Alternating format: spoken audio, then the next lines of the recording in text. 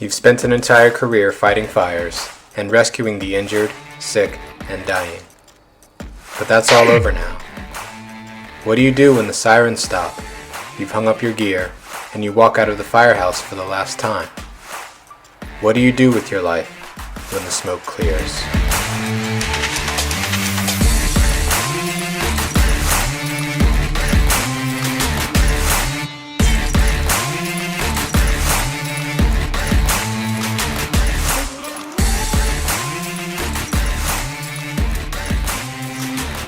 Welcome back to the When the Smoke Clears podcast. I'm Russell Miles here with Tony Ben-Cosme. Thanks again for joining us as we sit down with another person from the fire service who has retired and is sort of living life on the other side. Our guest today is an exception to that in a few ways, and Tony will get into that. But yeah, we're very glad and grateful to have you joining us. So, Tony, who do we have on the line today? Okay, this is a special guest, man. We've known each other. He came up, we came up together. Obviously, he immensely succeeded, a little more than I did in the rank structure. Slightly. But we've always known each other through our working with each other and stuff like that. Real good guy. This guy has given a lot to the community. I know him. I consider him a friend. He's a good dude. He had retired in June 2023, was the fire chief of Montgomery County Fire and Rescue Services for 33 years, 3 years as a volunteer, 33 years as a full paid member, was part of the collapse rescue team, was part of the FEMA team, was the lead on a lot of these things. I could go on and on about some of the things that he's done. It's a lot. And he became the fire chief in 2015 and retired in 2023. So it's 8 years of being a fire chief of a major metropolitan area.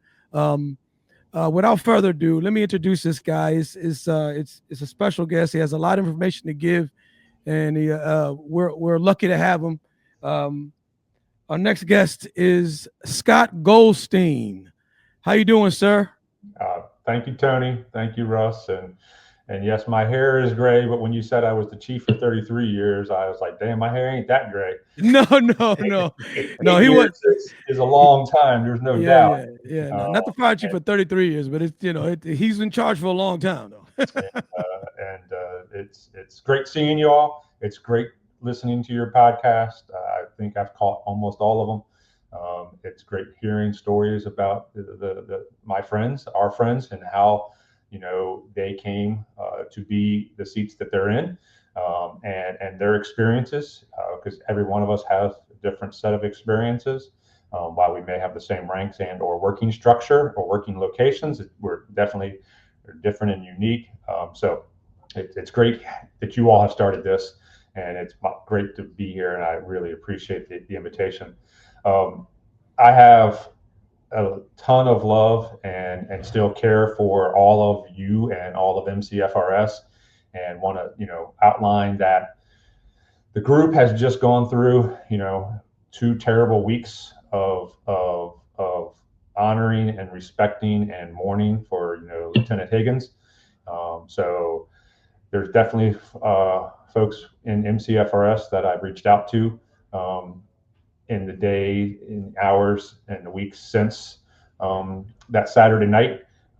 And the folks at Station 15, the folks from Burtonsville, everybody in MCFRS. The family is a great network. The fire department family is something that the chief has the honor to be able to see how it works and helps a family member in the need of crisis. And the loved ones are the ones who are there to help. We are there to help each other, because I will get to one of your questions later on. This job does take a big toll on us and our family. So it's something I still am definitely thinking about all of the folks in MCFRS, and did and will continue to reach out to folks to check on them and see how you all are doing. Absolutely. Thank you, Chief. Yeah, thank you very much. And yeah, we will get all into that about the the toll this job takes, and especially at the fire chief level. I mean, we can only imagine the things that you've had to deal with. So Yeah, it's next yeah. level. I'm sure. The higher you go, the more responsibility. Stuff like that. Yeah. Yeah. And I had mentioned at the beginning that this is a different episode, one, because this is our first fire chief that we've had on the show, but also you are technically not retired. You actually left us to become the fire chief at another department, and that's where you currently serve. And which department is that? So my agency is Cowlitz 2 Fire and Rescue. Vast majority of the fire departments on the West Coast are fire districts. They're associated with geographic areas, not specifically municipality areas. So I am Fire District 2 in Cowlitz County, and it adopted the name back in the 80s as Cowlitz 2 Fire Rescue. So I have a 4-station department operating about an hour north of Portland, Oregon. So we're about 2.5 hours south of Seattle, based on I-5 traffic, which is as bad as I-95 is on any given day. Wow. So about 3,000 miles away, and we operate about 6,000 events a year. ALS transport, special operations. We do hazmat for the county, and operate out of, like I say, 4 stations, about 42 uniformed folks, about 30 some volunteers, 10 administrative and professional staff. So I am retired. I left Montgomery County to come to Cowlitz too, and folks that knew me knew that was the ultimate plan. And I'm very happy to be here, and indeed, still in my office today. We'll be doing, work today, work tomorrow, and maybe tonight as well. So retired, quote unquote.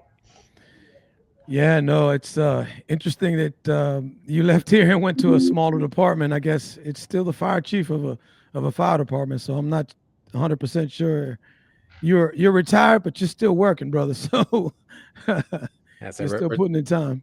Retired with an asterisk. Yeah, exactly. No question about it. Yeah. So we will get more into life on the West Coast for you a little later on, but we wanted to start at the beginning of your story. So please tell us a little bit about where you were born and what life was like coming up for you. So, like a bunch of the other folks you've had on, I was born in the county. I was born in Holy Cross. My folks lived at the time predominantly in Tacoma Park, a couple different places on Flower Avenue or Piney Branch, and then for a 1-year stint, we lived in Chillum, right across from the what was then the Toys R Us there, on University Boulevard. So grew up in Tacoma Park, a little bit of Prince George's County, but from the age of 3rd grade, so roughly that 7-year age, we lived in Aspen Hill, right off Aspen Hill Road. Was a Brookhaven, Parkland, and then Wheaton High School student. I would have been a Perry student if Perry High School hadn't closed in the mid 80s. Yeah. Single child. My parents, my mom was a single child. My dad has a brother, but middle class, latchkey kid, as people would describe it. Oh, there was. Yeah. Walked to school for both middle and elementary, and then the yellow limousine or the car to Wheaton, because we were, like I said, would have been Perry, but now bused to Wheaton High School. So great growing up, and appreciate the opportunities that my parents provided to me, both as professionals. Mom was into human resources and benefits with Johns Hopkins lab, which is now out in Sykesville, but used to be in downtown Silver Spring. And my dad was in the dry cleaning business. That's actually how I first met the Jarbos. Oh, wow. When I was born, my dad owned a dry cleaning business in Tacoma Park, right there, kind of down the street from City Hall, in the library, the elementary school. and the Tacoma Park Jarbos. This is 1971. The Tacoma Park Jarbos, did their work laundrying at my dad's J&K Valet, at my dad's dry cleaning store. So some of the Jarbos knew me, and Ted played a pretty significant role. Later on in my fire department growth was, Ted Jarbo. So. Wow, small world, man. Mm-hmm. Nice. And just for those who may not know, who were the Jarbos? So, if I have my memory right, the Jarbos was three brothers that played a long time role in the Tacoma Park Volunteer Fire Department. Ted went on to become a deputy or so chief with Montgomery County. He was the base father, the original father of hazmat in Montgomery County, along with Bob Steffen and Greg Sox. But Ted was instrumental in that. Very smart guy. And then when he retired, he moved on down to Florida.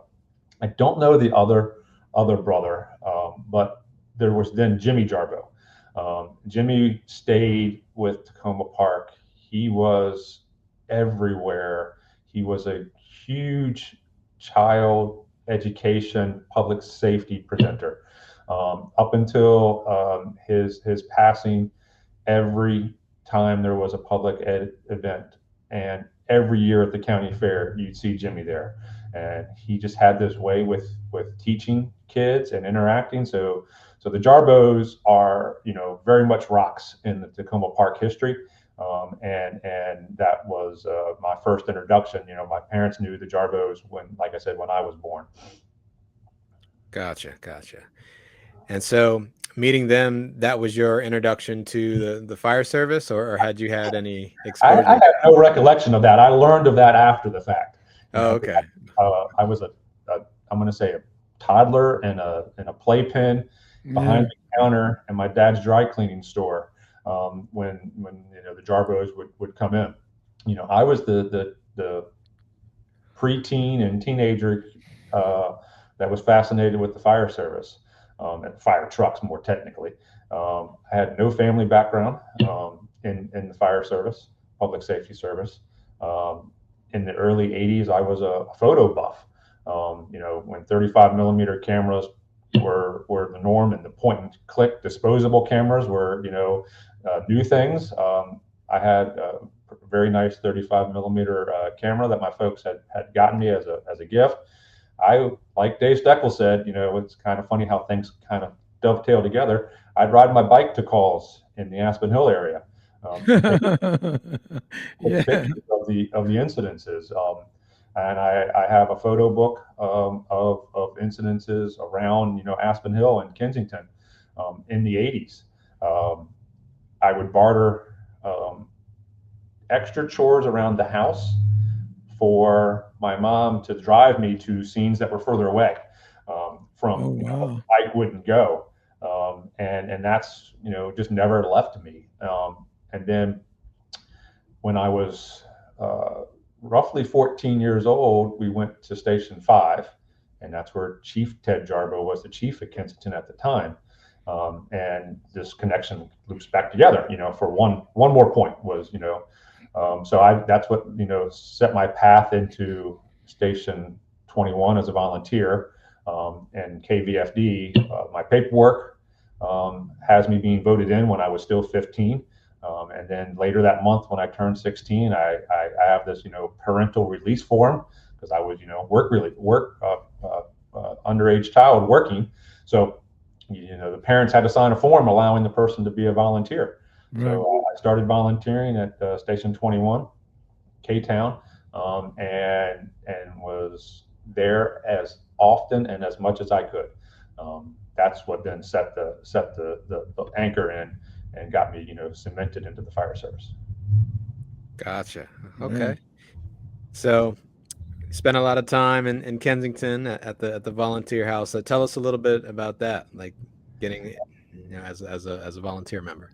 Definitely a different time. So early on in that time frame, 21 had, I think it was 3 people on shift. Because it was the engine, the squad, and the ambulance.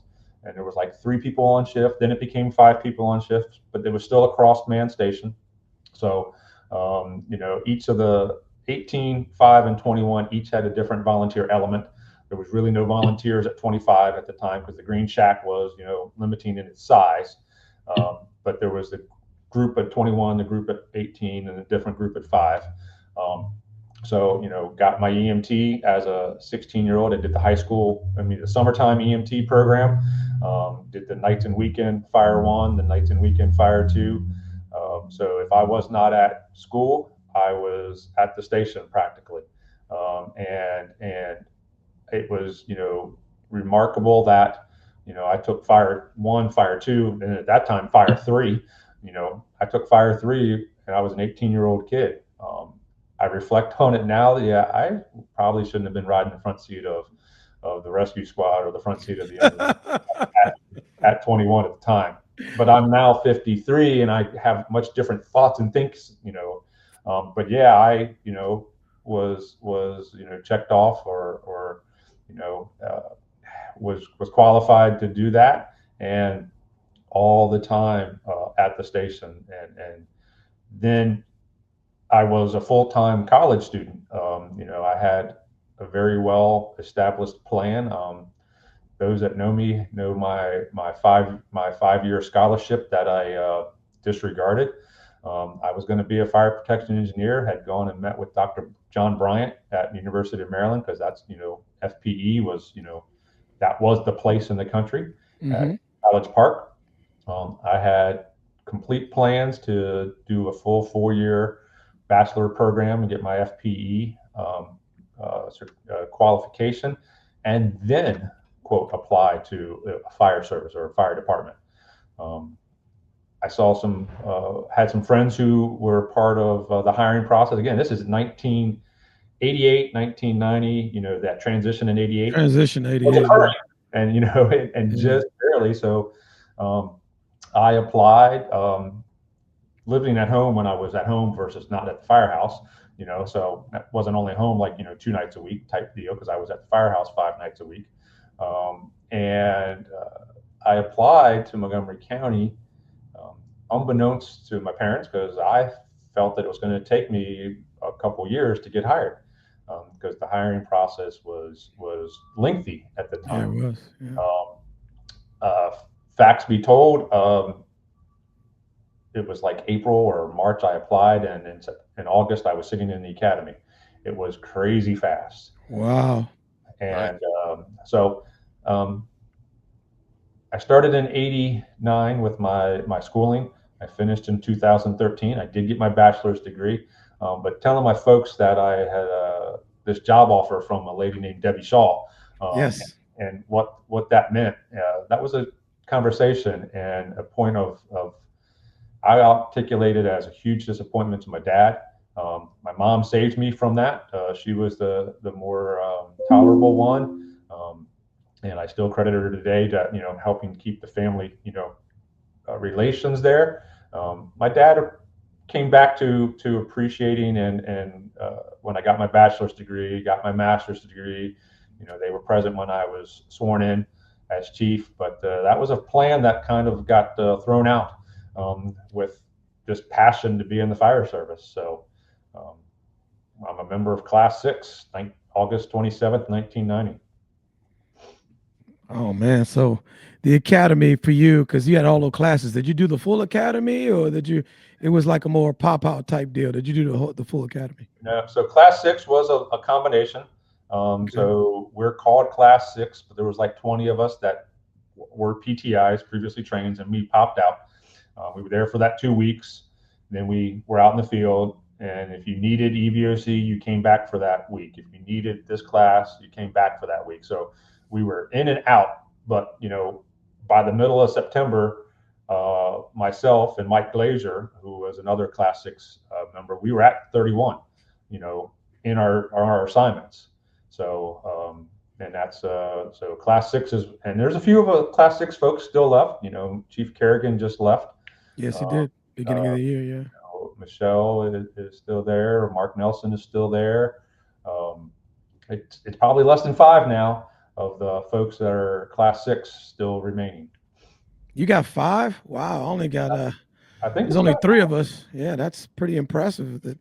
Steve Mann, Michelle, Mark Nelson, and that's most. I know I'm missing 1 or 2, and I've just again. Okay, sorry. so how do they do that? So I remember because I had some in my class, and I was a recruit class 7 in my class, and it was a bit of space in between us. Oh, there was like 2 full years. 2 years, 2 years, 2 years to be honest. Yeah, scary 2 years. We got hired, and everything's like, you may be getting a pink slip, guys. Yeah, that was the first discussion that the chief had with us on the very first day. Yeah, I hope you didn't burn any bridges because we might have to let you go for budgetary reasons. But so the way they did, if I can remember correctly, they used to just send you out to wherever they needed you, or they signed you to a station. Is that what they did? We got assigned, yeah. So Okay. Glazier and I went to 31, both on day work, and that's how I ended up at 31, how I got settled into the collapse team stuff. And then after probation or after day work time there, I went to A shift at 31, and Mike, went to B shift at 31, and then we went on to different places. But yeah, you were given a spot, poof, that's where you went. And again, 31 had just been opened. They opened in '89, or they moved from 32's location today to the 31 that we know of. Right. But that was like it was a really freshly opened station, only like a year old. Station. Yes, yeah. I remember. They kept calling it the new station when I got hired. 31 was the new station. Absolutely. Yeah. So you're going through your probation and everything. You're done. So you stay at 31. How does that? I remember. How did you transfer out, or you just stayed at 31 after your probation was done? I got placed on, I don't know specifically, but yeah, 31D, then assigned to 31A. Okay. And that was Captain Rocky Gray. At the time, and B shift was Captain Earl Moore. C shift was Captain Doug Alexander. Doug Alexander, Fire Marshal's office, and was at 31 after he left the Fire Marshal's office. So yeah, that was what 31's officers were, and I stayed at 31 until I got so Chief J.C. Eiler was assistant chief. His office was at 31. What the officers use now was Chief Eiler's office. And he called me into the office one day, and my recollection is he's in JC's way. He said, "Firefighter Goldstein, what would you think about going to Station 33? Chief, I wouldn't really think much about it because it really wouldn't be interesting to me, but I don't think you're asking me." And no, he wasn't, because he was telling me.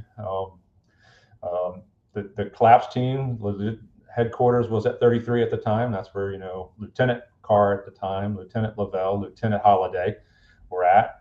There was a vacancy on C shift, which was Doc Holliday's shift, and I got moved. I was 93, 94 era, somewhere in there. I got moved to 33 on the C shift. Went out there for a year, and then went back to 31. So how did you're in between stations now, and you're going through the ranks, you're Fire 3. I mean, you're getting ready to take promotional exams and stuff like that. How did you get involved in the collapse rescue? Is it something that you wanted to do, or they say, listen, you'd be good for this, or you just say, okay, I want to try that? So it was based in Rockville, started at Station 3. And then the pods moved out to 33. And like I said, people know the history. Tommy moved out of the basement at Station 3 to Station 33. And then that's when the Armenia earthquake had happened in the late 80s, and FEMA, or the Urban Search and Rescue process, was starting. So if you were at Rockville and you wanted to be a part of the collapse team, you were on it. And then in the 93, 94, because the Northridge earthquake was 1994, and the team was activated to go to Northridge, and we had gone to Andrews Air Force Base for Northridge, kind of got iced out. That's a different funny story. But that's how I got involved with the collapse team, or the USAR team, was just being at 31. And that's what, precipitated my move to 33. And then I finished my year and went back to 31 because the logistics base was moving from 33 outside to the 4th Bay at 31. So I went back because I was very much partner with working for Lieutenant Lavelle Mike Lavelle was the logistics manager, and I really had a lot to do with logistics on the team. So went back to 31 and went back to my original shift, A shift at 31. And then promoted out of 31, I was assigned to 5 A shift for a period of time. That was as a master or as a lieutenant? As a lieutenant. Okay. I only had about a month or 2 pay cycles as a master, because I was on both lists. I had taken both exams.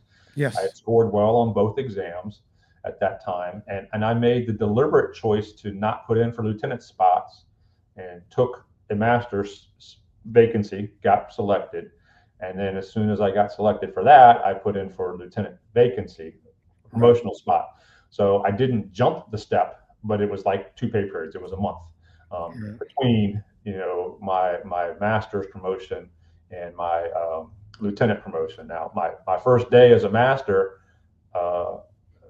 I'm sent to Station 11 to be the master, in charge of the station. Yes. This is the late 90s, and I'm in charge of the station, and I'm in Glen Echo, and can't spell street names, can't even pronounce the street names, let alone the fire station at 11. God love it, but yeah. So it was culture shock to do that, and then did a little stint at 5 as a lieutenant on shift work, because Station 5, this is before the big renovation at 5, but they still had 3 on shift. So there was lieutenant and like 2 technicians or 2 masters at Station 5 on shift work with a bunch of volunteers. So, and then back to 31 as the B shift lieutenant before you were there. Okay, so you're moving through the. I mean, what made you want to take the promotion exam, which everybody at that time was trying to push through? It was very competitive at that time. I remember you get your Fire 3 as soon as you can. It was very competitive. Guys want to take tests. It's still kind of that way now, but it seemed like it was hyper competitive at that point. They weren't pushing aside different ranks. Everybody was trying to get in where they fit in. What made you want to promote? What made you want to say, okay, I need to go ahead and try to do something different and see how far I can take this? So as a very young firefighter, you were A2 on ambulance 319, and you were T1 on the ladder truck. And if it was just 2 firefighters, you may have been A1, which was also T2.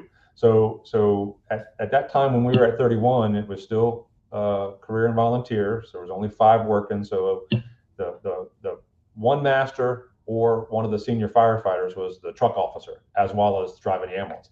So we got a lot of experience as young firefighters, driving as well as riding the seat of the apparatus there. So got a lot of what we would call either mentorship from your officer and or practical experience being a unit officer at 31. The drive to promote was to have more knowledge base, and then to have the ability to have more skills in doing that unit officer position. And one of the things that I have always followed was take the test when you're eligible to take the test as a learning opportunity. Yes, we all studied for those exams. We study in different ways. We recognize, what we need to learn, how we learn from other people. But take the exam when you're eligible for the experience. And then I had an internal theos that said, if I'm on the eligibility list, I can't not apply, because what type of message does that send to my leadership? Right. I'm on the well qualified list, but Goldstein doesn't apply for that position. What does it mean?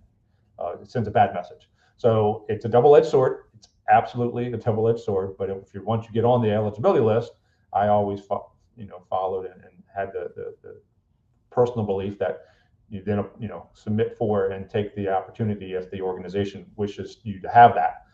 So that was my drive. And then articulating today, the thing is Tony, now Russ, you have more ability to help others or influence others within the organization at the higher ranks. Right. So Lieutenant Russ helps the people he's with.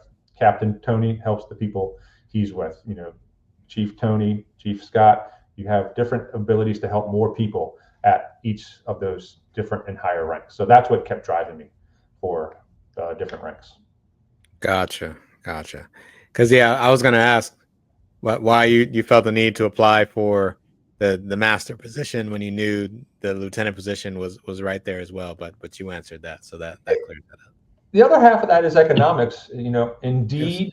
At the end of the day, Doug Hinkle's about ready to retire as well, because he and I are in the same steps. That's one of the other people left from Class 6. Sorry, Doug, I missed in my first recall. He skipped the master rank and went straight to lieutenant. I remember he did that, yeah. But ultimately, our salaries would have matched at the same point, but I earned that extra percent, the difference between the two promotions, where he only had the jump from Fire 3 to lieutenant. So there's a short term, but there is an economic difference when you only take one of the full promotion from Fire 3 to lieutenant versus taking the second step. Gotcha. No, thank you for clearing that up. So now you're lieutenant back at 31, still involved with collapse rescue. At what point did you take the captain's test? Again, when I was first eligible for the captain's test, so that would have probably been the 2002 captain's test. The reason I mean, it's very clear in history. I was promoted to captain in April of 2003. My first shift as a captain was the day my kids were born, April the 8th. So, my promotion took effect like April the 6th on Sunday, but like on Tuesday, which was April the 8th, was the day my Wyatt and Logan were born. So that was probably the 2002 captain's exam that I took, and then was promoted, in 2003. Gotcha. And where did you end up being placed as a captain? Well, so I floated, like we all do. Even back then in 2003, we were floating. I also joined a group in 2003. Rocky Nelson, Mike Grierson, Valerie Walls, or Valerie Tarbox at the time. Valerie Tarbox, yes. We were the first shift safety captains. At the end of 2003, I went into the safety office for about 6 months, and we were based out of the Shady Grove Road office on shift work as the safety captains, and I did a period there, which was great and very eye-opening, and helped me with my exposure on turnout gear and some of the safety arenas. Sadly, at the time, budget things caused Chief Carr and the leadership of the organization to have to end that. So we disbanded the shift safety captains for a couple years there, and that was 2003. And I went to 31 B shift as the captain. So Mike Dean had moved from 31 to ECC as the captain, and I went back to my shift that I had been a lieutenant on at 31, and was the 31 B shift captain for about a 2-year period of time before I went to Chief Gercio's office as a Ops XO as a captain. Gotcha. So that's kind of cool. You got to continuously come back to the station where you kind of started and the cut your teeth and all of that. That's yeah, so again, so for most of that 15 years from 90 to 2005, except for my 1 year at 33 and a little stint at 5 and a stint at safety office, for almost 13 plus years, I was at 31 on either A shift, D shift, or B shift. And this entire time, you're still on the collapse rescue team, though. You're still. I didn't leave the team until heavily involved. Yep. Now, just to get a little bit, what were your duties? I know for a fact that you were heavily involved. What were some of the duties that you did? Because you took more of a leadership role there too, or at least leadership in some parts of the yeah. team. So like I said, Mike Lavelle was the logistics manager. That's what brought me out to 33. I was, his assistant. When he retired, I became the logistics manager. That's why, I went back to 31 in the Bay. And then after 9/11, the warehouse, now the Fire Investigations Annex, but the warehouse was built up behind 31. So, if I was not on shift on the floor at the station, a lot of the time I was off days up on the warehouse doing things there, and then became an assistant task force leader as well. And then I stepped away from USAR in 2008 when I became the special operations assistant chief, but still love it. Had the honor of being a sponsor and agency chief to the USAR system before I retired. So yeah, USAR is definitely a thing that exposed me to a lot of fire services across the nation, and B, a much broader and bigger view of emergency services. So that helped, shape me and help educate me as well. Cool. That's good. That's good. And especially something like that with collapse rescue, where you're like, it's an entirely different discipline other than your typical fire suppression. Yeah. And there's so many avenues you can go down in that world. I can imagine the eye-opening part of it was very large. Yeah. Very good. All right, so you're the captain now at 31, and at some point you decide you're going to take the battalion chief's test, and obviously you take it and you get promoted. So where did you end up as a battalion chief? Well, let me help a little bit there. While a captain, I went to Chief Gersio's office. So I was operations executive officer. Chief Jones, Steve Jones, was there.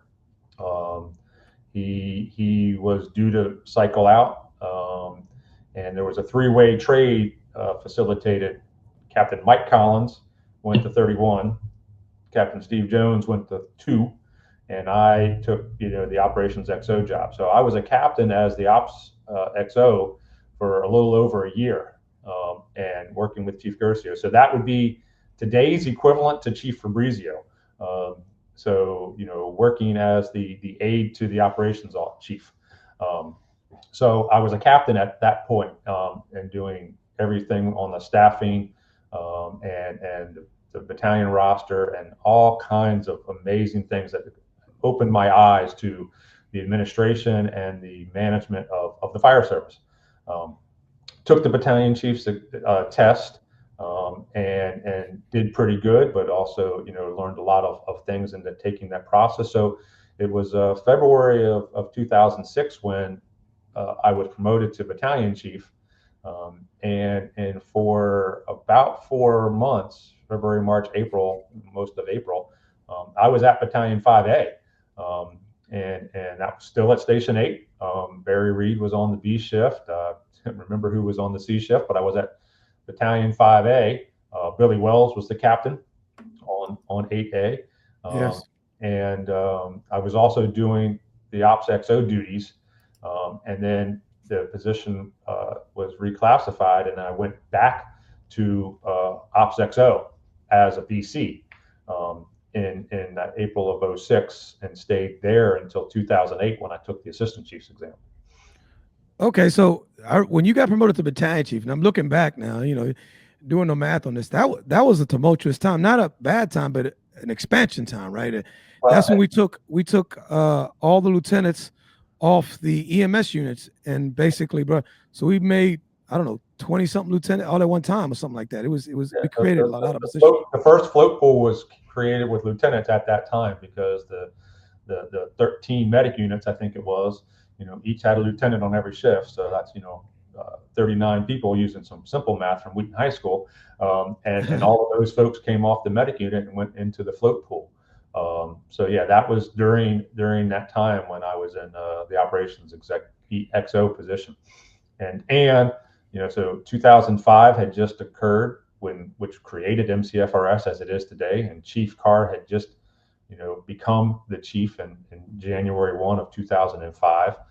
There was a lot of stuff, as you said, Tony, going on as the system went from a division of fire and rescue to MCFRS, and the structure of the chief, Chief Carr being the first chief of the organization, and all of that change that occurred, after January 1 of 2005 and Bill 3603 taking effect. Okay, now just to get to inside baseball for some stuff that some people really don't know about, because that was a major change in the department. They didn't have no idea, it's a long time ago, but it affects them now because the department they're in now was basically created back in those times. So you're the XO, so you're really you have knowledge. Like, what was it like to try to, because Carr was a guiding force here, Yeah. Chief Carr, a guiding force to get us to one department. What was that like to get people on board, not not in the department, but all the stakeholders as far as the county, to get this on a referendum to people to vote on and then get that passed? I mean, each of these hurdles is hard because you have to convince people that this is the right move and then show them why it is, and then convince them to get enough signatures or whatever to get it to become a referendum, right? Oh yeah. So I mean, Bill 3603 was signed in 2003. There's a very pointed picture of Doug Duncan as the county executive, Phil Andrews, Mike Subin as a council member, Mike Knapp as another council member, who signed that bill on the new Station 1 construction site that created MCFRS. And again, there was ballot question E. There was other referendum initiatives over the years that had failed. And Chief, we all recognize Gordon Aoyagi as a chief fire administrator. Gordon came in, specifically brought in to work on transitioning, DFRS into MCFRS. And yes, Tommy was a key part of that. Bob Allwang was a key part of that. Grover, Chief Grover. There was many of folks, Steve Lohr, Billy Hale. There was so many people who were leaders of MCFRS or DFRS, chief officers at the time, who worked day in, day out, year after year. And it became MCFRS in January 1 of 2005. And yes, there was a lot of learning to do. I mean, one of the things that I even basically 15 years later, we're telling people outside of our organization that we were only 15, 17 years old. This year is the 20-year anniversary of MCFRS being created as an agency. Right. That upon itself is stark when you recognize that our organization is only 20 years old, and things that the organization, I'm going to use the word, worked through, molded and shaped, were paramount, huge things that were being dealt with. The FSLA thing in pre-88 drove, the 88 change, county employment. So, some of the things that the folks down the line would hope that were done, really have been delayed because the other things were taking much more precedence in the organization of the fire department as MCFRS is. While indeed the county has, been in the fire service for more than 100 years, there's a couple of the volunteers that have passed their centennial, but the MCFRS is now only 20 years old. And there was a lot of growing, and, Chief Carr was the first, Chief Bowers was the second, and Chief Lohr. So, being the fourth fire chief of Montgomery County does still sit with me, and, it's an amazing ask and very flattering, and a big organization to help you. There's 2,700 of you all roughly out there on a daily basis. So big stuff. Mm-hmm. Absolutely. And I mean, because I got hired in 2005, and I had obviously no idea about any of this stuff. Yeah, there's no way you would know. There's no way I could know. And even for people who are new on the job, who've just been hired within the past few years, I mean, there's no way that they could know any of this unless they were just historians of the fire department. So it's really cool from my point of view to see all of the work that has gone into building the department to be what it is today, and all of the individuals that have contributed to it. Oh So yeah. there, Kenny Cornblatt, God rest his soul. Yes, When sir. he did the yearbook, that is a document that did a great job of capturing the history of MCFRS and of LFRDs and MCFRS's development. So that's a great thing people go look at. Kenny's yearbook. Um, One of the things that I will see the next time I get back there is there's a history wall now at Public Safety Headquarters. Uh, Yes. in the atrium. Um, Pat, who was a longtime commission employee and also a longtime Wheaton volunteer, was driven for this, and I'm like, absolutely, let's do it. And there's a wall that identifies and marks into history those significant milestones. The 19 different volunteer departments getting created and or the organizations before them, but then the key milestones within MCFRS's history on the other side of the wall. So there's a lot to be looked at, and if you go up to headquarters and take a look at it, it's there. It'll help people see and understand. Yes. Yeah, absolutely. I mean, it's and this is why this podcast to me is one of the. It's about retirement. It's about what happens to people when they retire and that transition. But it's also, I think, I'm learning, and Russ is learning also. It's about the telling of our history that a lot of people don't know, and people that are working now, that this just didn't come out of nowhere. You're on the shoulders of people before you. You know what I'm saying? The way we do things, good, bad, or indifferent. I mean, everybody's trying to do the best they can. There's a lot of moving parts, right? I mean, and because I hear people say sometimes there's no real tradition. There's a tradition, but it takes time to build tradition. It takes a lot of time. We're slowly getting there, and we do have some traditions, but it takes a long, long time. And we're just in the infancy stage still of a major fire department. I mean, we're growing, still growing to this day in ways that are just spectacular. But sometimes the history's lost, and this is why this is important to have people like you, Chief, to come and kind of tell us, from where we came, kind of. And I that's one of the things people recognize about me is I'm good at numbers and have a lot of memory recall. Good. There are 1,300 career employees. I think the number was like 450, 500 in 1990. Yeah.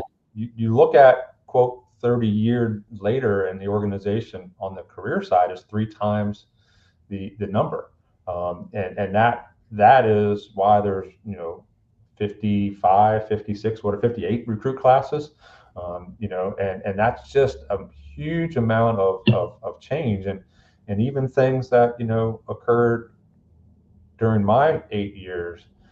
We were prioritizing what was the most important and focusing on the things to address, and indeed there was other things to address, but the capacity of change was limited, and things were continuing on there. So yep. Yes.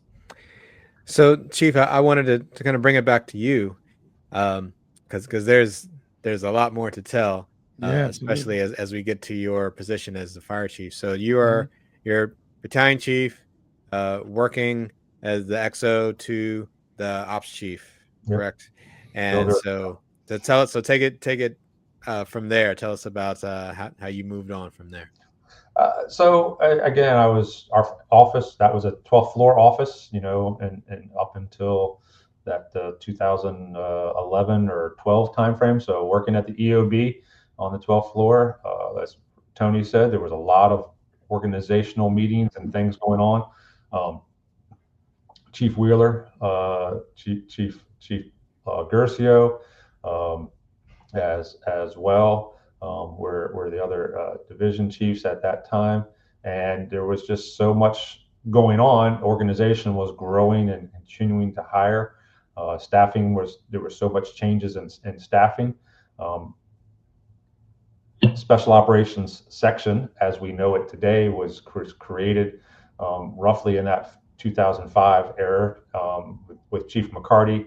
And then Chief McCarty moved to the shift chief's office, And I was promoted temporarily for a period of time. Chief Holtzman and I were both temporary assistant chiefs for roughly a year, and then made permanent. And my assignment was into special ops. So those that know the 12th floor, I went from this office, which was where I was next to Chief Gersio. I went one office down to the assistant chief special operations office, and still love today and back then, roughly 20 years ago, spec ops. And that was my best time as in the fire service, was as the AC of spec ops, because if it wasn't normal, it was special.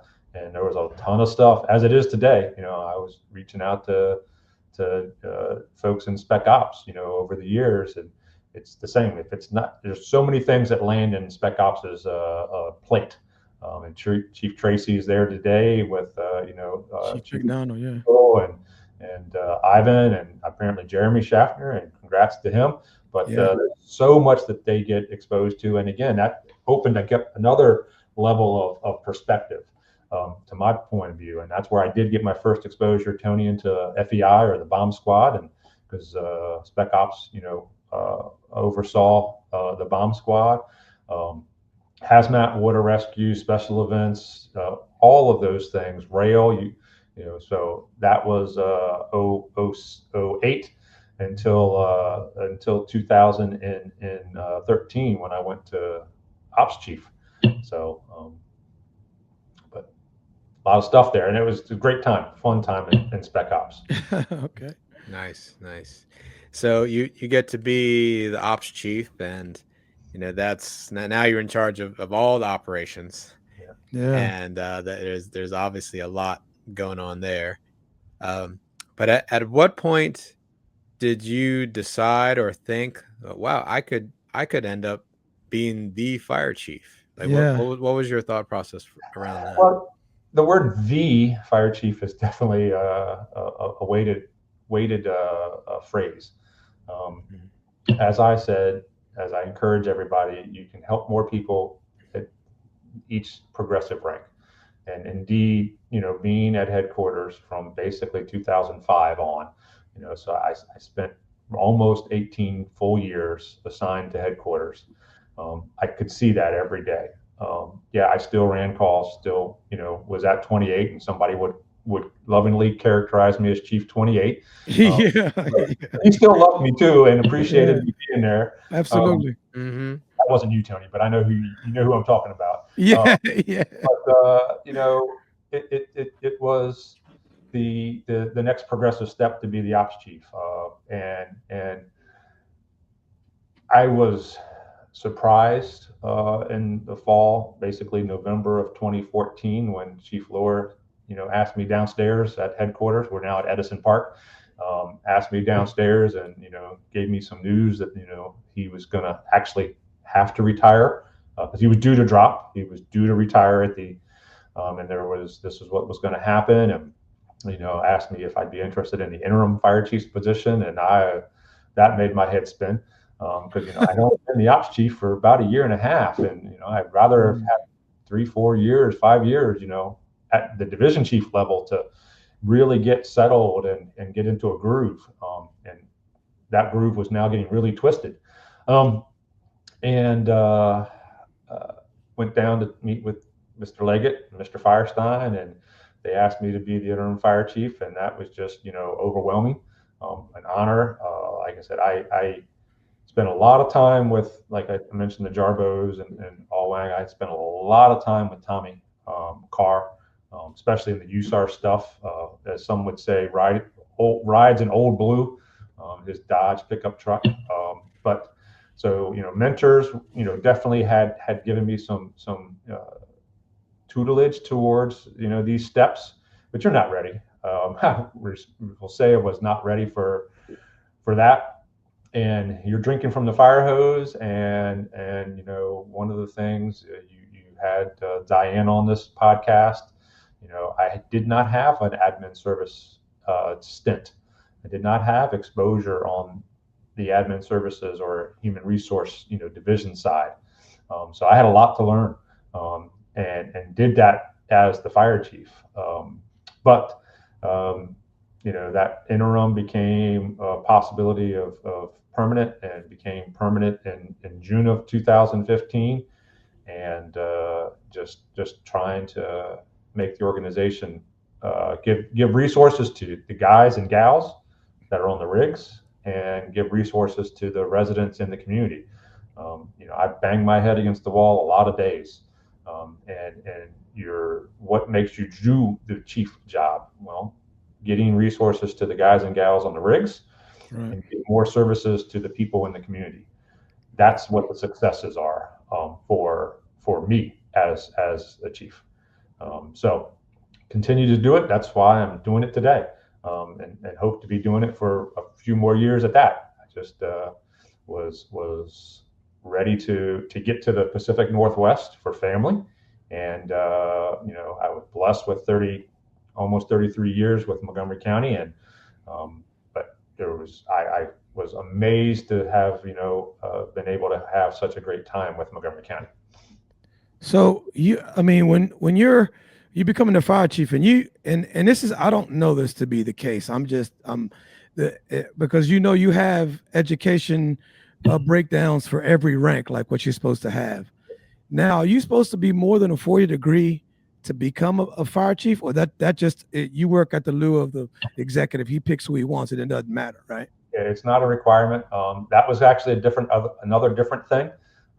Like I said, I got my bachelor's after 13 years. Got my bachelor's in 2013, or excuse me, 2003, the same year that kids were born. So Heidi had been on my case to get my master's degree. Right. Another mentor had been on my case to get into a master's program, and suggested the Naval Postgraduate to me. And I got into that I applied in 2013, got in 2014. And that is a great program. I know we've gotten a few other folks from Montgomery County into Naval Postgrads master's program, but any master's program is going to challenge you, especially when you're doing an 18-month master's program. And doing it as the operations chief was going to be a bear, but doing it, now you're the fire chief, and you're in your graduate degree program, and there was a couple of us that were at headquarters on weekends and late nights doing our quote schoolwork. At the same time, during the day we were doing our fire department work. But there's not a requirement. People ask what's the value of a degree to an officer, to ascending in the organization. Any degree, associate or higher, has a rounded program to it, is the way I describe it. It's not just credits. It's not just basket weaving or even fire science credits. There's a writing, a language. There's a skill of communications part of it. There's a skill of analyzing part of it. So getting a degree, associates or bachelor's, is a sign that you've gone and you have some additional skills of analyzing and some additional skills of communicating. One of the best class, it was also one of my hardest class, was a technical writing class that I took at Montgomery College years ago. And fast forward to what I've done over the years, a bunch of technical writing. So that's why a degree is a good thing and a benefit to anybody who's preparing to ascend. Yeah, you may need 40 credit hours to be at this rank, or 60 credit hours to be at that rank. But it makes you, and it doesn't matter if it's in a business and administration or art history or agriculture, it keeps you rounded and gives you these other skills of analyzing and communicating and processing information. Yeah, I think that's a wonderful point, Chief. And for anyone listening to this who is not an officer, even from the lowest company level officer on up. So the higher up that you get in the fire department, the more white collar or soft skills you need to have. like you said, communication, writing, because as an officer, you're talking to people, you're writing reports, and I can only imagine as you progress to the chief level, you're doing more and more of that. So I can see why, like that. That's a good explanation of the why behind the degree requirement for chief levels, is because hey, you're going to be spending a lot of time writing reports or communicating with people, communicating with stakeholders who are beyond fire and rescue. And so you have to be good at these things. So that makes a lot of sense. And you are so close to Emmitsburg, and the MOP, Managing Officer Program, or the EFO program, Executive Fire Officer Program, is right up the street. And anybody in MCFRS who's interested in advancing in fire service leadership, take those classes. You know, if you're a lieutenant, take MOP, Managing Officer Program. Several of you all have done that. If you're a captain, if you're a battalion chief, take the Executive Fire Officer Program. It's great for preparing you for a fire service leadership position. A little bit sad, it doesn't help you when you leave the fire service, because Executive Fire Officer Program doesn't help you when you're going to become involved in XYZ business world. But No, it doesn't. it does all those soft skills, like you said, Russ, with a fire service focus. And indeed, fire service chief candidates that have EFO are also looked for and looked at. And when you're comparing people that may have an associate's degree and, you know, something else, somebody who has an EFO is also looked at. I focused in on the master's and got my naval postgrad master's, and that opened me up to a different horizon, because that was Homeland Security. Then they had a lot of exposure in that, but in a different, bigger perspective. So soft skills, education, be it the academy or a degree school, absolutely. Yes. So I know that, you know, at this, I didn't know how fast it was coming. I mean, hearing you say it's kind of funny, because, you know, it's funny when you see people promote, you always think, okay, they're in full control, and hearing you say, man, it was coming at me at dizzying pace. You know, I'm just, you know, holding on for dear life, but I'm pushing forward. So you're operations chief, and you're settling in. You're like, this is going to be my spot. They come to you to tell you, okay, I'm gonna give you an opportunity, and I mean, you got to jump on this. You can't really say no. How do you tell your wife? How do you tell your loved ones? Okay. Well, so you heard me at the beginning outline family and outline the importance. The home team, the people who allow us to come to work, is the most important person to me. Every chance I get to say thank you to the loved ones, or to tell you all to say thank you to your loved ones, because them helping you go to work, helping do the things so that you can come to work, makes you a member of the organization. Again, I was blessed that Heidi came from emergency management background. That's how we met. You know, she was a Fairfax, a Virginia 1 team responder, and has gone on other natural disasters that I never went on. So we met in that environment, and she is so understanding, and I can, you know, talk work stuff with her, and she's very much attuned to and understands that. Yeah, I probably didn't think I was going to be the opportunity of a chief in MCFRS. But when it was offered to me, like you said, Tony, we were in the basement, the cafeteria of headquarters. It was like, oh, what the hell?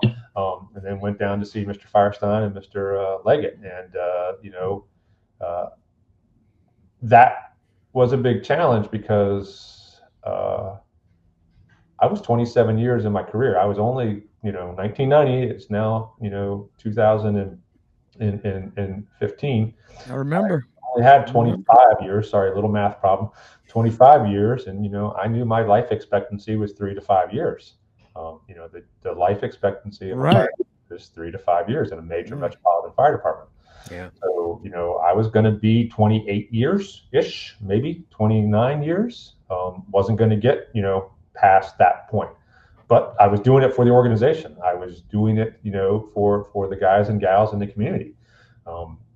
and never, sat and looked and counted and considered or figured, what was what. It was just continuing on. And that, 2 became 3, 4, or 4 became 5, became 6. And we're still, pushing on and doing things. So the why, you have to plan your retirement. This is part of our, the podcast's focus is that, Heidi is from Washington State. Heidi came to Washington, D.C. for school in 1992. We met in 1995. Her plan, and we knew this, I knew this, it was well known. Our plan was to, after Montgomery County, get back to the other Washington, West Coast. Kids knew it too. Kids knew it that, after Montgomery County, plan was to get back into Washington State. So if that had occurred when they were in high school, that was going to be tough. But 2021 came and they graduated from Magruder. I can only say thank you to Miss Coleman and Tony's wife, because Cherie made sure that part of that happened. Okay. A family member as their assistant principal is only helpful, because Cherie was the vice principal at Magruder for the kids' tenure. But the kids graduated, during the pandemic, post the pandemic. So goal number 1 had been to get the kids out of high school. So now they've graduated. And they were getting ready to head off to their trade schools, and class 6, we hit our 31-year mark in 2021. So on the statistical retirement calculators that Montgomery works with, your 33 is your max number. I had a good amount of sick leave, so I had 33 years of credit when I entered the drop in 2021. Yeah. And it was mentioned to me like 8 years ago that I was still eligible for the drop, but it never thought that it'd be, or offered to me, or I'd get to that point where I would want to use it. So I checked and they said, yeah, you're still eligible. And I said, this is my plan. I talked to, Charles and Gary and Diane and others, and said, this is what the plan is. And John Kinsley at that time. And, I got into the drop, still focusing on MCFRS. And then at that time, starting to look for after MCFRS position. Right. And prior to 2021, I had not looked for a position on the West Coast because I was focused on MCFRS. I felt I had to be focused on one agency, one organization, and I was.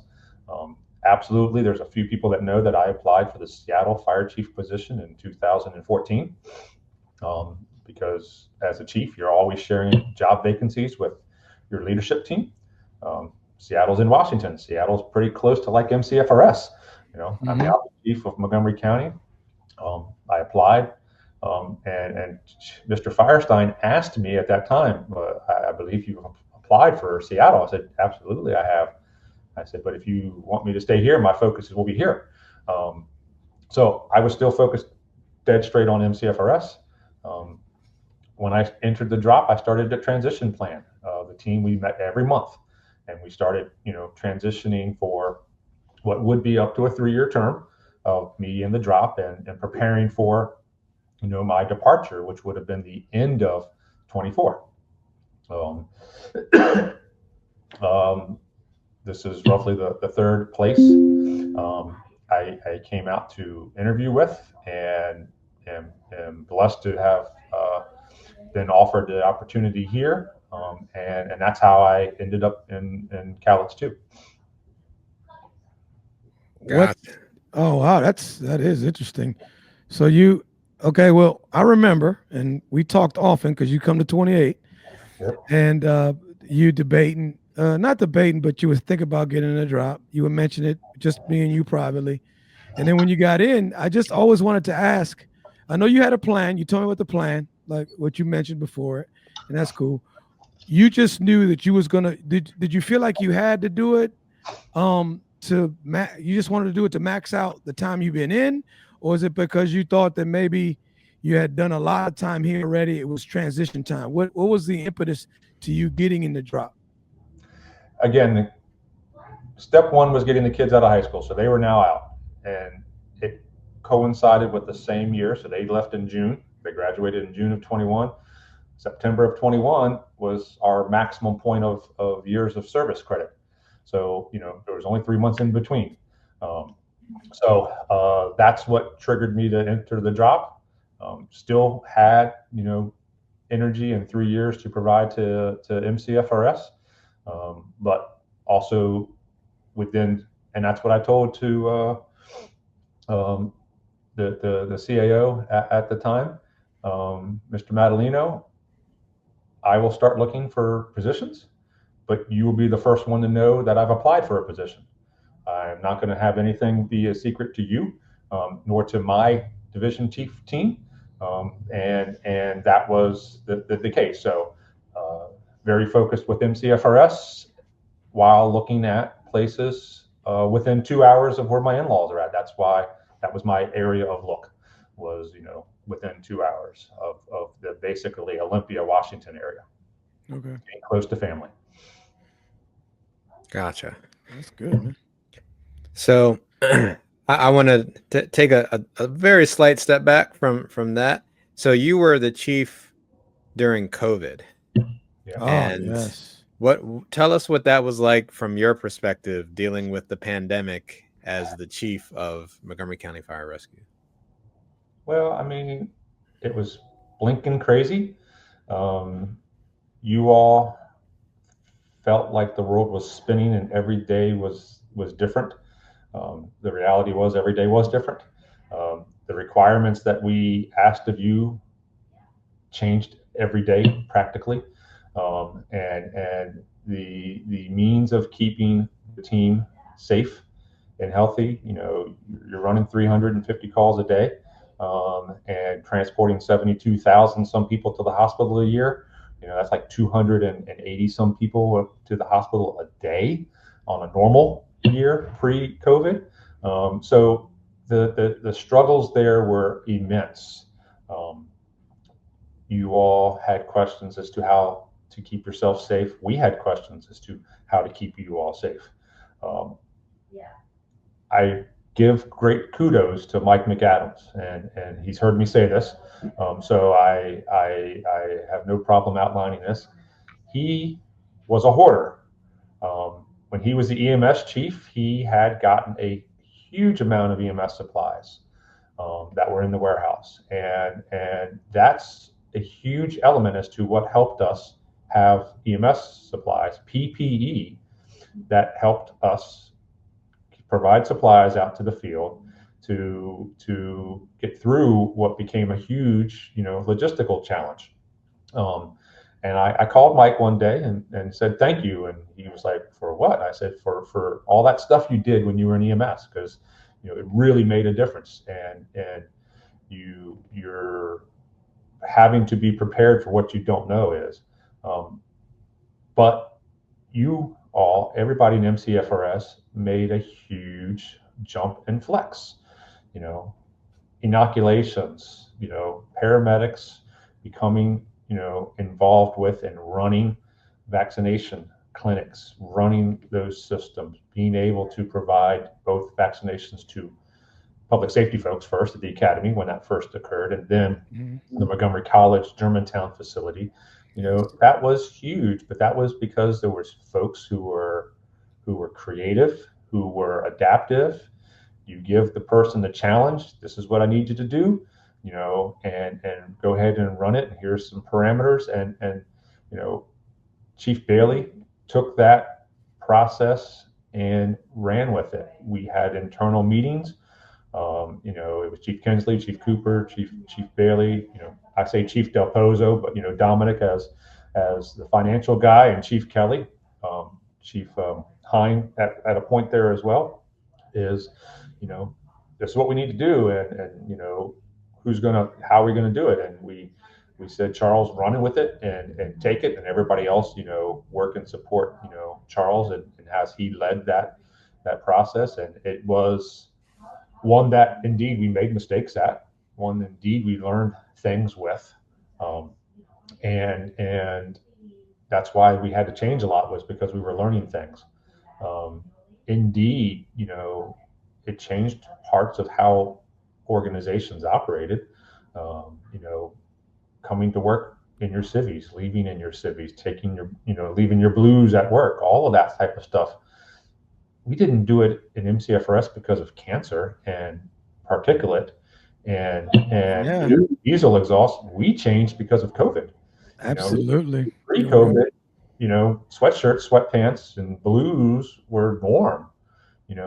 During COVID, that was absolutely bad because of the concern, the risk of transference to family.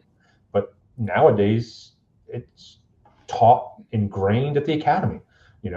Come to work in your civvies, transition into your blues at work, leave your blues at work. So, those types of things that you all now do as a norm, quote, 4 years later, came from the pandemic. I was around when the HIV process came in the mid 80s, and when gloves became the change. So you went from rarely did you wear medical gloves on a call to absolutely you wear medical gloves on a call. Right. In the 90s and 2000s, if you didn't have medical gloves on, Tony would turn around and look at you and that's right, baby. Rig, you need your gloves, man.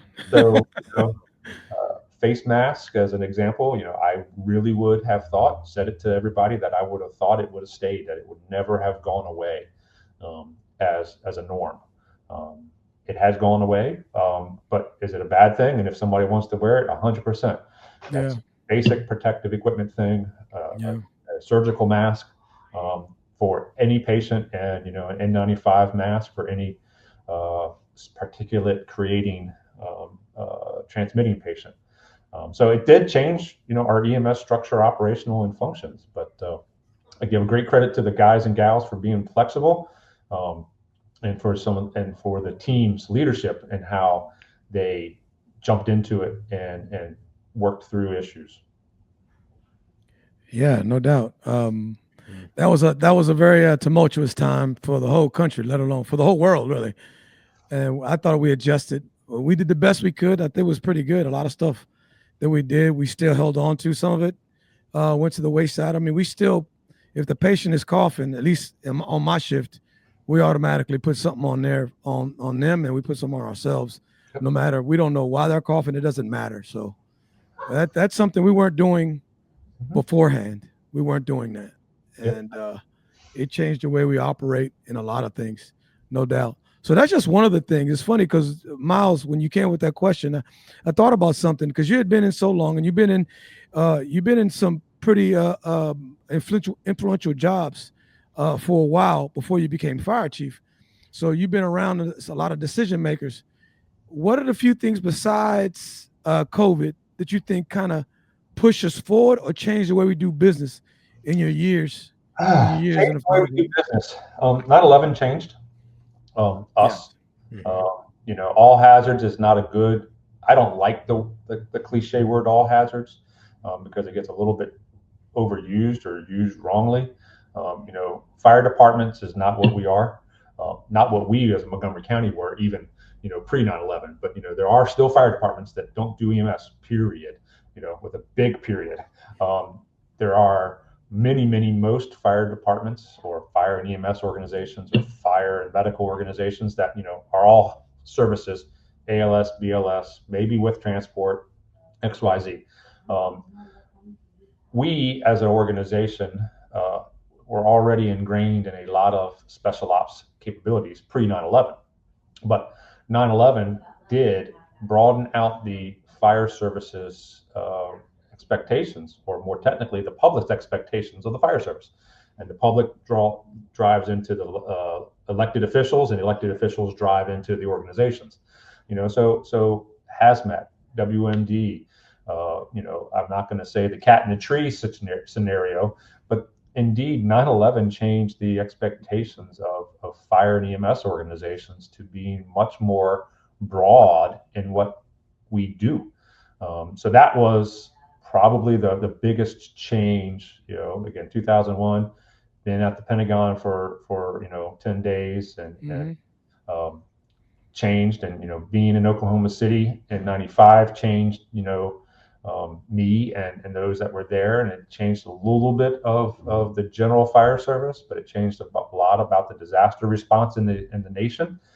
So yeah, 9/11 and the general expectations of the fire service is the biggest fire service change that I saw in my so far 35 plus years. Yeah, that makes a lot of sense. So Chief, I wanted to ask you, so you 33 years ish in Montgomery County Fire Rescue, and then pretty much seamlessly transitioned to being chief out in Cowlitz too. And so that's not a lot of there's really no time to almost take a breather and process a whole career's worth of experiences. And so we said at the beginning that the fire service takes a toll on people. So what kind of toll do you think it's taken on you? And how have you dealt with it? Like how do you deal with everything that you've experienced so far? Right. Being the chief helped me reflect on how we process things. Again, the MCFRS is amazing in its capabilities away from the rigs, meaning mental health, peer support, occupational medical. That's something that I know some recognize, and some were counter or against when those areas started. But it's become more and more important into what is needed for a fire service organization. Yeah, it used to be suck it up. It used to be, you're that can't bother you, Goldstein, deal with it. Or, we used to say the feelings box, leave it at the door, and that's where you left your feelings. The reality is we are who we are because of what our upbringings are and the way our social network and our family network. Each of us, the three of us here, that everybody on your shift is going to function, process trauma or the event you run differently. And once you have a team that understands that we all operate differently, we process that differently, you can help each other as a group. When you try to shove a way on somebody, it's really bad. It's caused a lot of detriment, because how I may process something is not how the captain on that station and shift processes that. So it's different. One of the things, and I've done it here with my new organization, and I did it with every recruit class I talked to. I started off part of the slide saying that this job sucks. And the people at the recruit schools, in the seats would look at me like I had lost my mind and I had just said some really crazy stuff. And I outlined that there will be days that this job sucks. There will absolutely be days where this job shakes you to your core, shakes you, challenges you, makes you think, are you doing the right thing? But those days are few and far in between. There will be many, many, many more days where this job is great. And when you do have those days, don't try to figure it out on your own. Don't try to deal with it on your own. Have a network, have ability to reach out. And it is very much important for leadership to say it is okay not to be okay, and to recognize that. MCFRS has been that way. I know I was that way when I was in MCFRS, and I was saying that very clear to the organization. Dr. Beasley for years was there, and the team. So part of that is how you process with your family, because you can't just turn it off, click, and walk in the house and deal with your two young kids, Russ, and you just can't, because you may need that time, and while you need to be doing the dad stuff, you have to adjust a little differently. And in the same time, when the guys and gals come to work or their duty night, volunteer time, you've got to be focused here at work. You've got to be focused and not have that distraction of home stuff, home family stuff, home kid stuff, home whatever it is. And it's important to recognize and tell folks, when you're here, you got to be focused here. When you're at home, if there's something that's distracting you, that's why we do have leave, and we do want you to take time off when you need to, because you need to focus on work when you're at work, so that your shift mates are able to trust and rely upon you. But more specifically, the patient, the customer, is getting all of you, not 50% of you or 75% of you. So that's how I've worked with that, and indeed I've made my mistakes. I've prioritized the fire service too much at times over the years, and that has been something that I will tell people, that you have to focus on family, and you focus on your own family, and don't let the fire service become more of a priority, and do balance that. And if you have people, senior people, I mean the kids that weren't born when you started work, or the kids that graduated high school after you've been on for 10 years or 20 years, yeah, you are old and they're kids. But if you keep saying that to those folks and they hear it, hopefully they will be able to adopt it and live with it and live by it. We can make a mark so that those coming up now in the organizations do better by balancing work and family. And you triggered me there, Tony. That's part of a big shift within the fire service, and I'm going to say the last 5 to 7 years, is the fire service's expectation / acceptance of the more family-focused firefighter. Go back to the 80s and 90s. You were expected to miss family events. Oh yeah. Birthdays, all this stuff, because you were on shift at X, Y, and Z. Badge of honor. You hold it. I missed everything. I'm here. I'm committed. So there was a lot of single income households, and that's part of what created the family unit. Fast forward to the 2020s plus, 2 income households, working spouse, and the expectation of being part of the family. And I support that. I encourage that. I absolutely believe, as a leader in the organization, you need that. That makes your members better, because they're more integrated as a family member. And then when they're at work, they can be at work. So again, that was, it didn't change the expectations of the fire service. It just changed the workforce. So that was a big change too. And being able to recognize that, and then support your members at that, and then recognize how that changes your staffing equations and balances, is something that I know we've dealt with, and that's something that is a good thing for the fire service. Oh, that's great. Yeah, that's spot on. You've got to know when to step away, and if you're giving too much, or if the fire service is taking too much from you. Now, with that being said, I think you're in a very unique position as the chief, especially that you lived in Station 28's first due, and we would see you around often, but you're, even when you're off the clock, like you're not really ever off. No. So how did you handle that? Again, each of us, all 3 of us, we the Wyatt and Logan, and I know of Mito and your kids. We all know of our roles as parents. And when the kids get older, you recognize, you pay attention, you stay up for them, you worry about them when they're out of, as a high schooler. When you become the fire chief, you're not just a shift chief. You're not just a battalion chief. You're not only their chief when they're on shift, but I also know there's a huge amount of good chief officers who feel that way. They're the 6th Battalion A shift. They're the chief of those guys and gals on and off duty, and that's why they care for those guys and gals. But as the fire chief, you are the chief of all 2,700 of you, or in my organization, all 90 of us. and you are taking that parental support role. No, I don't need to help Tony and Russ all the time, but I need to be able to help Tony and Russ's wife, Tony and Russ's family. So yeah, you are always on. It's 24/7, 365 job.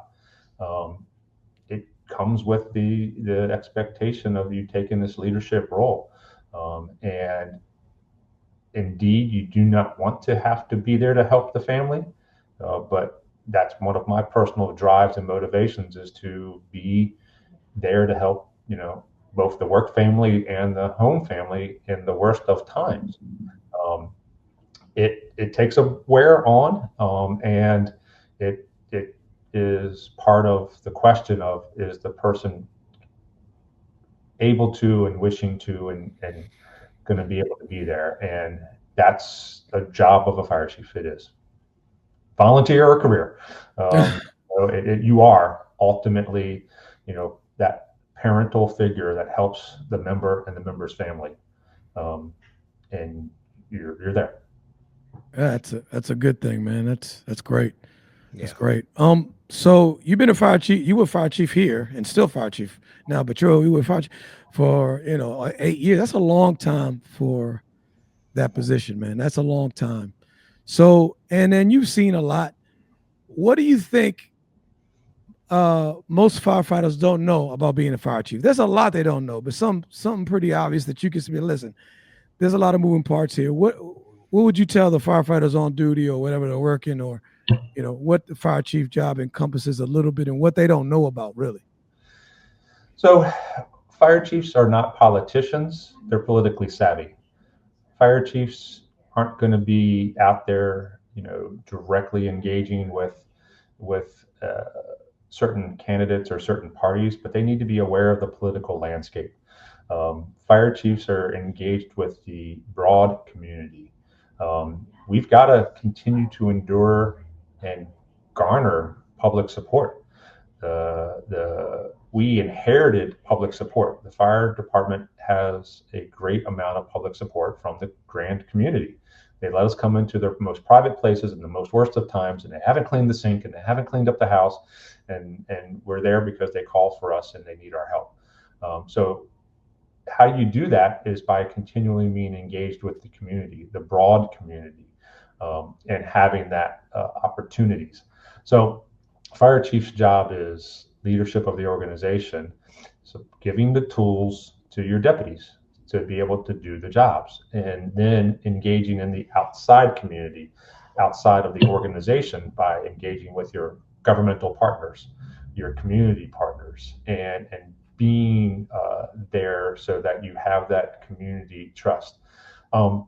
So most folks don't recognize, that bigger picture fire leadership role, and how that plays out, and why that is so important.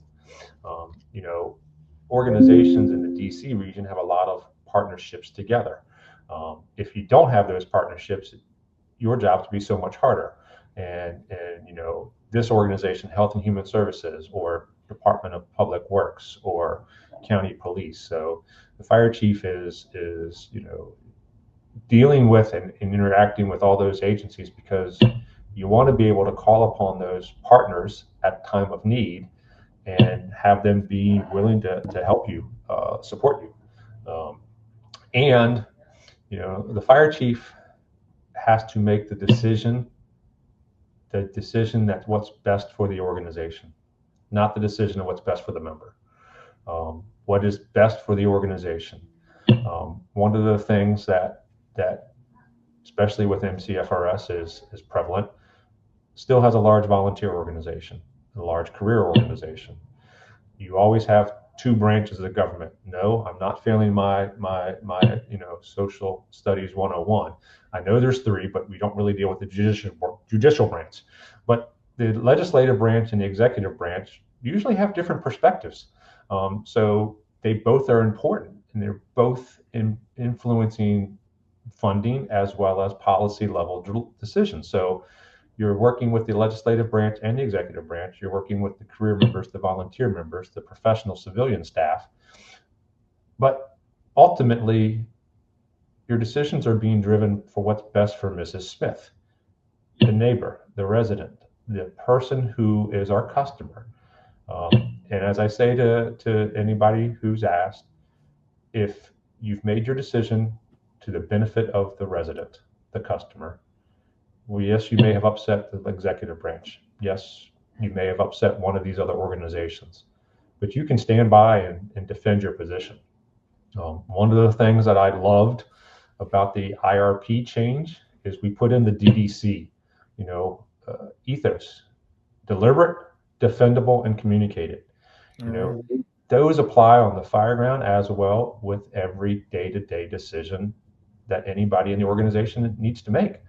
And if you're defendable in how you made your decision, you made it deliberately, and then you communicate that decision, 99 times out of 100, the person who didn't like your decision will then understand your decision. But then that's because you had a relationship. So that's the bigger picture of the fire chief's function, is for the benefit of the organization, engaging with the community above and beyond and outside of the fire service. And that's also applies to the fire ground. People ask the question about, let's go back to Littonsville Road explosion, or Littonsville Road, the last one that you and I and 28C was on, Quince Orchard Boulevard. Right. We've got great incident commanders in this organization, as well as Montgomery County. And when you get one of your docs there, or your operations deputy division chiefs there, they're running the incident. They've got that strategy and tactics part down pat. They need the fire chief to give them the buffer and take care of the things external to the incident. And that's what the fire chief is doing on those large scale incidents, is the external governmental things or external fire department things, while the fire department is dealing with, the fire department things. So it applies on the scene, shall we say, but, day to day as well. Now we talk about what they don't know. There's gotta be something that's sweet. What's the benefit of being a fire chief? I mean, we talk about the seriousness, and what was besides driving that nice car everywhere, what else do you think was like one of the benefits of being a fire chief? Again, the benefit is what provides me satisfaction, and that was giving you all resources and giving the residents resources. I focused on MCFRS and did not continue with outside agency activities, because MCFRS was big enough to need all of what I had. If you got a different organizational set, and some people have been able to balance that and support, International Association of Fire Chief duties, or more Council of Government duties. And that was something I did for a period of time, but just was something that was really not practical, because MCFRS took a lot and needed a lot. Gotcha. And kind of on that same vein, I know you were good about telling us what you could when you could. And now that you're outside of MCFRS, is there anything that you can tell us about your time as the chief there that you couldn't tell us when you were in the role? In the role? No. Yeah. If I had the ability to invent one thing, it would be a Men in Black pin 2.0. You forget this. The little. But you only get part of it, Tony. I am so glad that we were able to move OCS on to the lieutenant mentorship program, and enable, folks as you did, Russ, to get, OCS class and get mentorship time, just in time before promotion. Yeah. But, you as a new lieutenant, new captain, even a new battalion chief, you don't know some of those other workings within the organizations. Getting a new, I'm going to say, captain, time to go sit with Chief, it was Franz, and Kelly just got in there, Mullendor. Go sit with Chief Mullendor. Go sit with Jay Karp and really get immersed with the administrative people parts of our job. Get into the HR things, get into the operational organizations with Chief Cooper and Chief Fabrizio. Spend a month in an organization like the size of MCF's understanding the administrative side. You know all the details, you know all the names, you know all the character traits. But then when you're done with that month, you get that pin. You forget the names, but you know all the stories. But what do you also know? You know the lessons learned. You know that what Russ would do or not do. You go back to the station and you now have this, this check in the back of your head that tells you, no, we shouldn't be doing that. No, I'm not going to do that. Or this is how we're going to do that. You have that additional knowledge and basis, but you don't know that it was Tony and Scott. But that would be the greatest thing to be able to show you all the insights of the insider baseball of fire administration, but then not have those struggles of confidentiality and interactions. That would be the best thing that would help, and it goes to any fire department, because it would allow you as a new officer to be ready to make a better decision or to make the right decision as you go forward. Gotcha. No, that's good. That's good to learn all the lessons, but forget all of the names and all the sensitive. Yeah, scrub the names and the dates, but this is Yeah, that's good. So, Chief, now, I mean, like we said, you're still on the job, so you're still working as a fire chief, and I know things look a little different now. Or your organization is a little smaller, but you're still dealing with a lot of fire chief things.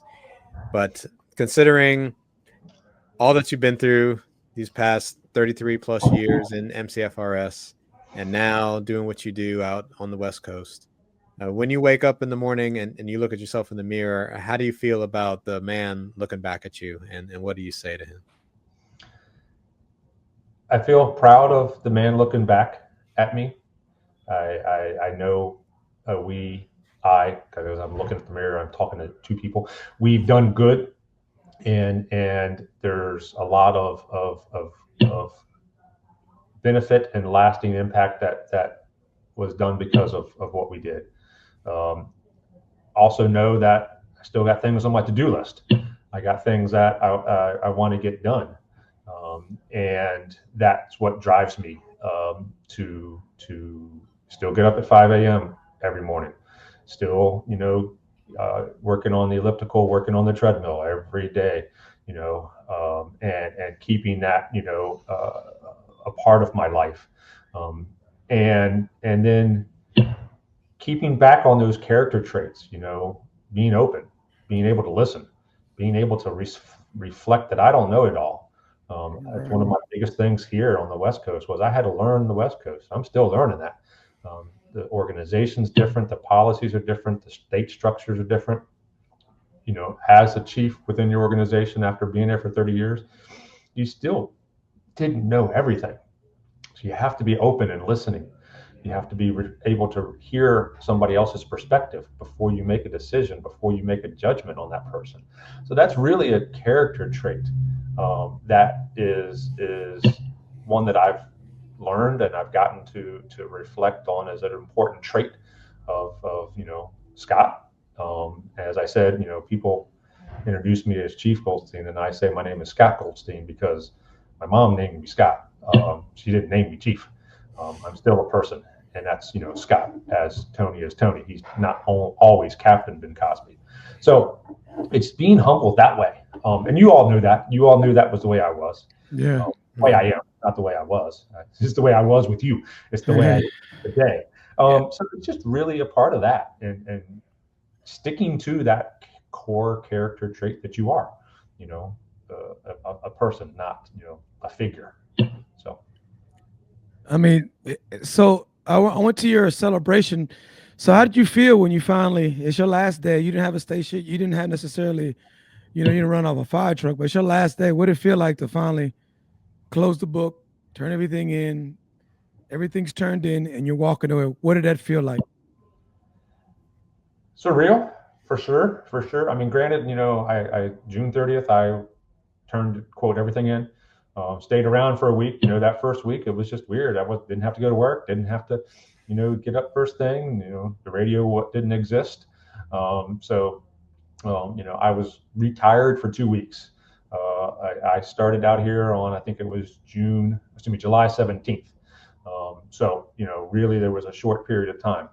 The thing that really hit me was, I'm going to use the phrase, my last radio transmission, or quote, logging off, because indeed for 8 years, and being that role, and like I said, there's so much love and care for the folks there. It's not that I have lost that; it's just that I have transferred my love and care to the folks here. And each and every time I get the opportunity to jam with somebody from MCFRS, still checking on them, because each of you is a friend. So